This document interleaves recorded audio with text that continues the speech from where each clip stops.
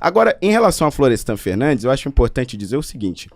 Florestan, ele analisou um dado cru. Os dados que ele analisou e que ele constituiu para escrever a integração do negro na sociedade de classes eram os dados da realidade da época. Estes dados permanecem os mesmos. A interpretação dele pode mudar. Carlos Rasenbalg, por exemplo, em 79, antes de Florestan fazer as suas revisões, já fez críticas duríssimas a essa visão, mas nunca negando os dados sobre os quais Florestan Fernandes fez a sua pesquisa. Então a pergunta que eu vou te deixar aqui e acho que você já respondeu em parte, você concorda com as críticas de Carlos Rasenbalg sobre esta obra de Florestan Fernandes? Se sim, por quê? Como você vai ter mais tempo que eu vou pedir que você explique brevemente essa crítica e por que você considera que a história do Brasil, ao longo dos últimos anos, ao longo das últimas décadas, reforçam essa tese que vocês defendem, que Rasenbalg defendia também. 5 minutos, Jones. Vamos lá, gente. Voltando, vocês viram que ele deu uma sambada e fugiu da questão sobre o manejo porco do uso de estatísticas e a tentativa dele de usar uma evidência anedótica, um suposto exemplo pessoal para fugir de um debate técnico, né? E aí, veja, ele cometeu uma atrocidade aqui falando de Florestan Fernandes. O problema não são dados em abstrato, estatísticas que o Florestan Fernandes usou, porque, inclusive, nesse livro Negro, A Integração do Negro na Sociedade de Classe, a grande questão dele não tem um grande levantamento de dados, é a interpretação sociológica que o Florestan Fernandes dá. Como o Florestan Fernandes é um dos sociólogos mais importantes da história brasileira, é importante não deixar se falar besteira sobre Florestan. Vamos lá. Florestan Fernandes, ele começa com a perspectiva sociológica chamada de funcionalismo, né?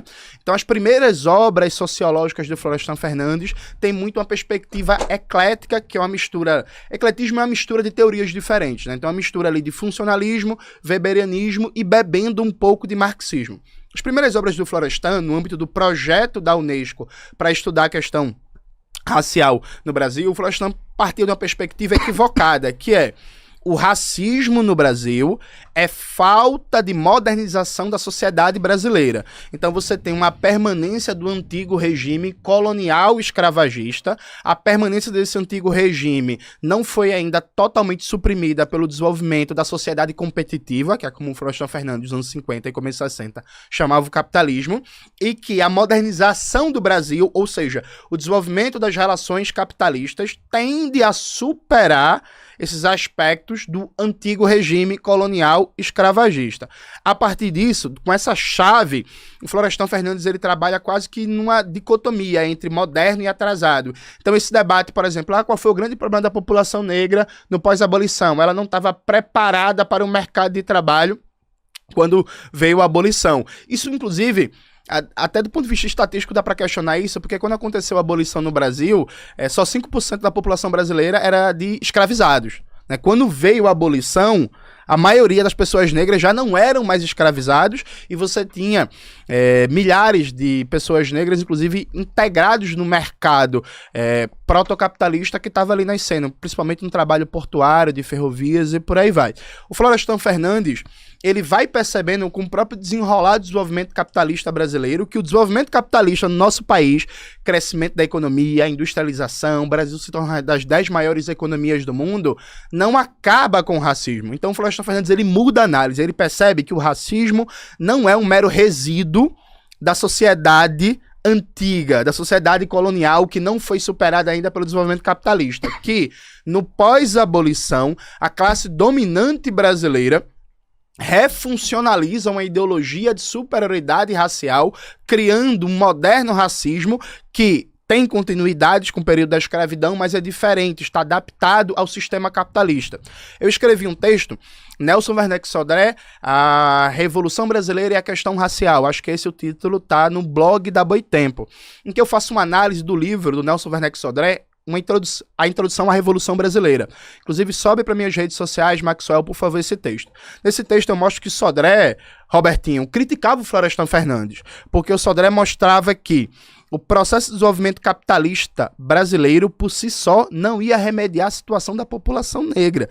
Inclusive, esse desenvolvimento capitalista dependente, baseado na concentração de renda, na superexploração, na repressão política feita pela ditadura, na negação de direitos, fez com que o Brasil crescia taxas de crescimento do PIB de 10, 12, 15% ao ano, e o país foi explodindo de favelas, de miséria, de desigualdade, de favelização, ao ponto de que, depois de 20 anos de ditadura empresarial militar, altíssimas taxas de crescimento industrial, você olhava para as periferias de Recife, do Rio de Janeiro, de São Paulo, de Porto Alegre, de BH, de Belém, do Pará, e qual era a situação da população negra morando em favelas, em alagados, em cortiços, lá em Recife, morando em palafitas, que foi muito bem retratado, inclusive, na obra do Nação Zumbi, né? O Josué, eu nunca vi tamanha desgraça, quanto mais miséria tem, mais urubu ameaça.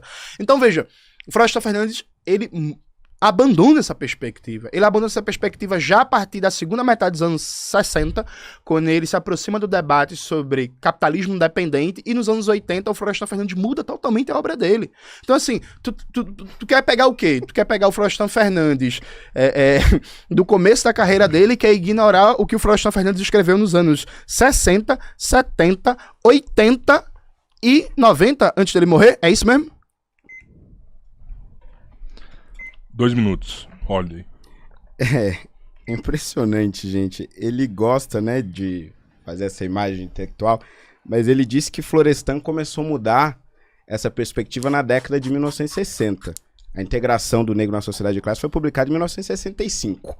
Eu não sei o que você considera metade da década de 60, mas isso daqui é da metade da década de 1960. E é claro que o Florestan vai reconsiderar os seus pensamentos na década de 80 somente, portanto, praticamente 20 anos depois. Porque na década de 80, Florestan Fernandes vai se transformar em um político de esquerda. É na década de 80 que nós temos a fundação do PT. Para aqueles que não sabem, Florestan Fernandes é um dos fundadores do PT. Portanto, você precisa considerar a carreira intelectual dele e a carreira política dele quando elas se misturam. A mesma coisa Fernando Henrique Cardoso. A obra de Fernando Henrique Cardoso antes de entrar para a política é uma. A partir do momento que ele se torna senador, depois presidente da República, vão ter outros pensamentos que vão coadunar para isso. O que eu estou falando aqui é do Florestan intelectual, do Florestan pesquisador, que analisando, repito, dados crus da realidade do início do século XX, chega à conclusão de que, sim, o racismo era um problema evidente, nós tínhamos acabado de sair da escravidão, mas que a qualificação profissional, a falta de qualificação profissional, e mais do que isso, a falta de entendimento do negro sobre o que significava a sua liberdade e o sistema capitalista. Boa parte dos imigrantes vieram, sim, com diversas dificuldades financeiras e intelectuais, mas eles já estavam acostumados à realidade capitalista, a comprar, a vender, a negociar, e nasceram livres. Isso é essencial de se dizer. Essa realidade é que o Jones ignora, e ignora porque finge que estuda para fingir para vocês que entende.